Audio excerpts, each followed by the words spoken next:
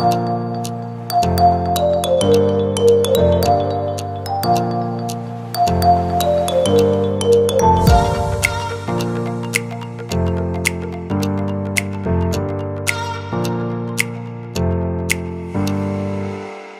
everyone.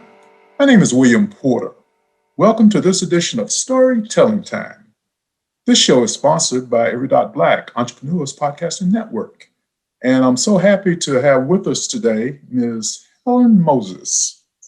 And she's a local business person here in the Raleigh, North Carolina area. And I'm very excited about our discussion. She was with us a few weeks ago at our Black Mastermind meeting.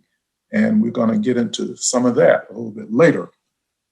So glad you're with us today, Helen. I'm really happy to be here. Thanks for inviting me.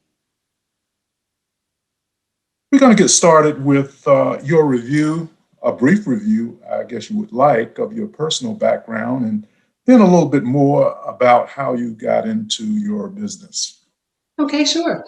My background is, first of all, my business has only been 8 years. This is the 9th year of my business. But before that, I had the opportunity to work as a speech language pathologist or a speech therapist in a variety of settings, including hospitals and home health and skilled nursing facilities and even an elementary school. So that field actually kind of set the stage for the work that I do in my business now as a voice and communication coach. Because it was when I was a speech therapist working with people who had lost their ability to speak and their language that I recognized how valuable a voice is, a person's voice, and that it's imperative that we do not take our voices for granted because they can be taken away very, very quickly. Well, you mentioned losing your voice. I remember my daughter's an engineer, and I went to one of her meetings. And I wanted to converse with her colleagues, but on that particular evening, I guess it was about 1.5 years ago, before the pandemic.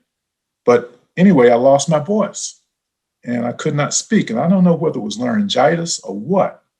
So I guess the question is, apparently you help people with those kinds of problems as well, as far as not being able to speak at all. Is that correct?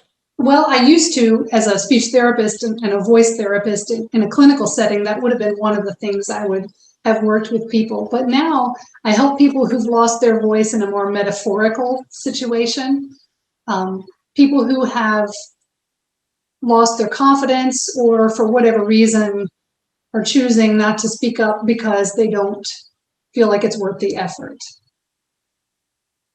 Well, you mentioned at the mastermind meeting a few weeks ago how you got started and how influential poet Maya Angelou was and continues to be as far as your business and what you do. And let me know, what is the connection between her history as far as speech is concerned and how you got into the speech pathologist area? Her story is really fascinating. I don't know how many, if you or many of your viewers know, but when she was 8, her mother's boyfriend raped her. And she identified him, she said, who had done the rape. And shortly after that, he was found beaten to death. And Maya decided that her voice had killed that man. And so she decided she was not going to speak again. And she didn't speak for 5 years. It wasn't until an English teacher of hers took an interest in her, and Maya was an avid reader. The English teacher knew that, and she said, "That's good." And she said something, the teacher said something like this to Maya, you know, words are good, but it takes the human voice to infuse meaning into those words. And Maya began to talk again through reading poetry because she was so drawn to it. And I just think it's another story where we see, you know, how we're not to take our voices for granted. And if you look at the work of this woman in her lifetime, I mean, I get goosebumps thinking about the contributions that she made, the power of her words and the power of her voice. Oh my goodness, to hear her read and to read her writings, to hear her voice, just it moves me, and I know it moves other people. So if she had kept quiet, what a loss that would have been to all of us. Well, she certainly was a legend, and it was unique as far as the reason why she didn't speak or couldn't speak. But one reason a lot of people don't like to get up in public and speak is because of nervousness. And I think this question was raised in the mastermind meeting you attended a few weeks ago. Right. So exactly how can we deal effectively with nervousness as far as getting up and speaking in public? Well, there are a lot of things we can do. There's some things that might even require some kind of psychological intervention if the fear is that bad. But aside from that, practicing, rehearsing, knowing what it is you want to say, understanding your audience as best as you can so you can connect with them when you speak is really good. And just breathing, taking time to breathe and repeat some affirmations or maybe some scripture that calms you down, that affirms and assures you of the value that you bring through your voice. Those kinds of things can help reduce nervousness. And I think we talked about this before. One sure way of dealing with nervousness is to be confident in what you are doing and what you are speaking about, which requires preparation, I think you mentioned. Do you want to comment on that? Yeah, confidence. The confidence is the other thing that calms the nerves, which comes from the practice for one thing, but also the confidence in just understanding you've got important, valuable, meaningful information to contribute to the audience. Confidence, having that confidence does calm the nerves, but it also it helps courage to rise up in us, courage to speak the truth, courage to be vulnerable, to even let it be okay to make a mistake. That can really help a person who's afraid of public speaking, is it's okay to make mistakes. I even attended a Toastmasters International Conference one year, and the keynote speaker, one of the most well-known Toastmasters in the world, lost his train of thought in the middle of his keynote speech. And I tell you, that was actually one of the best things I ever saw, because I was like, well, okay, if he can do it and recover, it's fine. And what I felt as the audience member, which I think is often true, is that I was cheering him on. I was willing to wait for him to find his train of thought again. So if you have the confidence that you know what you're going to say, even if you have that momentary lapse of memory, you're going to get through it. And the trust that people want you and want to support you through it as well. I mentioned the fact that I did get your book, and we're going to talk about that more in the detail a little bit later. But one of the things that you mentioned near the beginning of the book, and it relates to confidence, and the way you put it in the book was self-confidence, and that is value. That is value in yourself. So explain that to our viewers. Yeah. I went on a journey to try to find my voice late in my life, because even though I was a voice coach and had been a speech therapist, I got to understand that I really hadn't found my voice. And I understood eventually the reason why. And that was because I didn't place value on myself. I didn't believe that I was worthy. I didn't believe that that I mattered in some cases. Even though I could perform and pretend to be confident, underneath I really wasn't feeling that way. And it had to come down to a decision to own my value, to believe it. And that, for me, it was because of my faith I was able to do that, because we are children of God, created in God's image. each one of us is valuable just because we exist, just because God created us, and there's nothing we can do to change that. So doing some wrestling with that and coming to terms with that made me understand that my value had been there all along. I just wasn't willing to embrace it. And that's one thing I now get to work on with my clients because it's so important. I get to help people understand their value and why it's important and how it helps their confidence and helps them influence and make a bigger impact on more people. And I think what you're saying is that that value you're talking about comes from within. And I say that because it's so easy for many of us to get our value from other people, especially if we listen closely to some people, because some people are not very nice as far as trying to encourage us. Unfortunately, I believe most people are supportive, but occasionally you do have times when people are rather discouraging in one way or another. Yes. So address that just for a second. Yes. Well, that can, people can just interject their thoughts on us and their opinions and their should statements, like you should do this, you should do that. And we can make up in our minds that what they're saying. You know, we can make something up and believe that they're saying that to us when they really aren't. So part of that is recognizing that what they say, whether it's real or not, is from them. And I guess I'm going to back up a little bit and tell you that in my journey, all my life, I had been looking externally for people to validate my value, especially people in authority, parents, teachers, Sunday school teachers. And I wanted to do right. And I wanted to say and do the right thing, whatever the right thing they thought it should be. And the freedom of recognizing that most of what I thought they thought was actually made up in my head, gave me the freedom to just say, well, I don't have to live up to other people's expectations because my value is here. But so many of us do that. We look to other people to confirm that we're valuable. And we put lots of mothers in particular put themselves second so that they can serve everybody else and they forget to take care of themselves.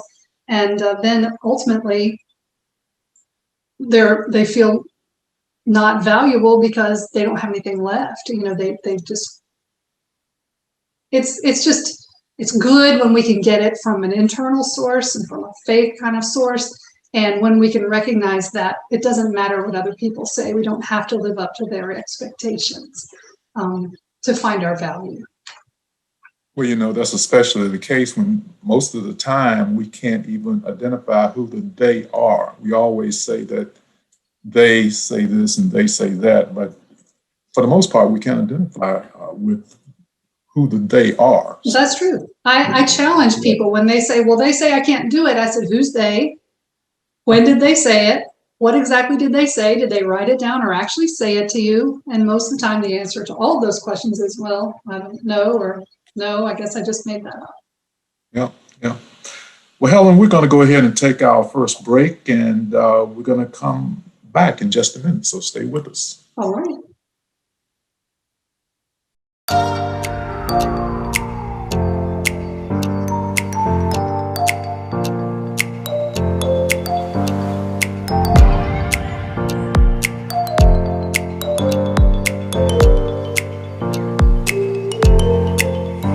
We're with Helen Moses, speech pathologist here in the Raleigh, North Carolina area. I'm very glad that she's with us. And I have another question for you, and that is, in addition to confidence, we talked about value, and I have another word that's very important, and it's very seldom when you have these kinds of discussions that this particular word does not come up, and that is purpose. So what is the significance of purpose as far as being able to speak well in public? Well, let me start with this old riddle. If a tree falls in the woods and no one is around to hear it, does it make any noise? You've heard that, right? I've heard that. The question is yes. I mean, the answer is yes. It does make noise. The real question is, does it matter if it makes noise if no one is there to hear it? So if we speak without purpose, we're rattling on, we're using filler words, phrases, stream of consciousness that's not focused, and people will start to tune us out if we don't have purpose when we speak. It's like we're going to be like the tree falling in the woods, making a lot of noise, but no one's going to care, or no one's going to have hung around to listen. So to speak with purpose means setting an intention, thinking about why you're saying what you're saying, not just what you want to say, but why? Why am I speaking here? Why am I doing this? What is it that I want to happen as a result of my words? And if you stop to take a moment to think about that purpose, you're going to stay much more focused on that purpose in your conversation. The purpose helps drive the conversation in a nice and a positive direction. And it helps everyone keep on track. And if you're in a meeting, for example, having purpose for your speaking is incredibly important for keeping that meeting running on time. You know, I have a saying that to be successful in business, not only do you need to have a purpose, but you also need to have a process, and you need to have a product. Have you heard that? As far as process and product. So make the distinction between the two. The distinction, what is the distinction between the process and the product? And the product, right. When it comes to communication? When it comes to communication, that's correct. All right, that's a great question. The product would be the outcome of the communication. So the product could be a relationship, a joint venture. The product could be joy. The product could be laughter. The product could be tears. The product could be new ideas generated.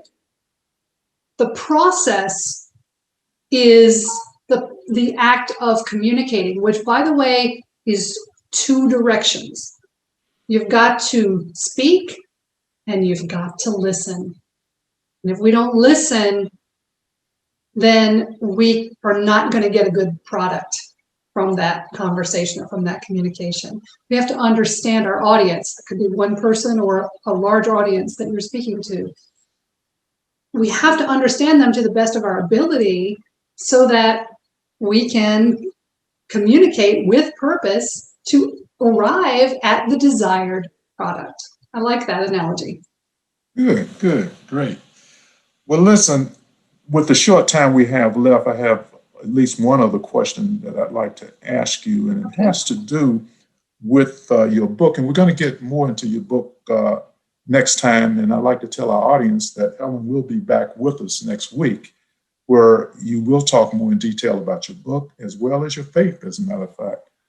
But what we've been doing in my podcast, and I do have a podcast with Every Dot Black, and I'm promoting the book writing process among especially those individuals who have not written a book and who desire to write a book. And I know you've written, and it's very successful.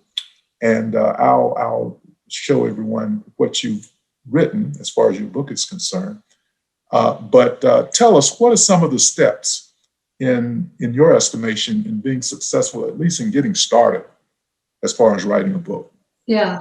Well, first of all, we talked about value earlier. If you have an inkling to write a book, then believe and trust in that value, that you've got something of value to offer. So that's number one. Number two would be start writing it. And it doesn't have to be in paragraph form right away. You can just write an outline of the chapters, of the themes that you want to talk about. Just start and then build from there. One tip I learned in the writing process that I will use the next time I start my own book is we have the technology now to record ourselves talking. So sometimes that's an easier way to write than to actually type it out or write it out with a pen, because there are transcription services online that will just transcribe what you have said into the recorder and put it on the paper for you or the screen. for you. So Right. that's a tip as well. And then the other thing I would say is if you have the resources to invest in a book companion. I had a woman who was a writing coach to me, but I called her my book doula because, a book is a lot of work and it's like you're giving birth. So she was with me the whole time, encouraging me, helping me think about how I might restructure some things. She also knew the publication process and guided me to take those steps in the right order so that when it came time to publishing, I had done and checked off all the boxes I needed to do. But I know several people who do this, so finding somebody who is a good fit is good. But if you can, I highly recommend investing in someone like that as a trusted confidant to get you going, especially for that first book. Okay, great. Well, maybe our viewers will get more information about how to go about doing that next week, because as I said earlier, we will be talking to you more in detail about your book when you return next week for part 2 of this particular interview. But before we leave today, I'd like for you to give your contact information for anyone who would like to get in touch with you. Absolutely. The easiest way is to go to my website, which is HelenMosesPart1.com. And you can find several places there where you can click and schedule a complimentary call with me where we can just talk for a few minutes. And you can also connect with me through the Contact Us section on the website. But you're also welcome to email me at helen@helenmoses.com. Okay, well, that's great. That's great. Well, Helen, it's been so grand you being with us today. And I'm so fortunate, and we're all fortunate, in the fact that you will be with us again next week, as I just mentioned, when you will be focusing on your book, more on your book, as well as your faith especially. And we'll touch on some current events as well.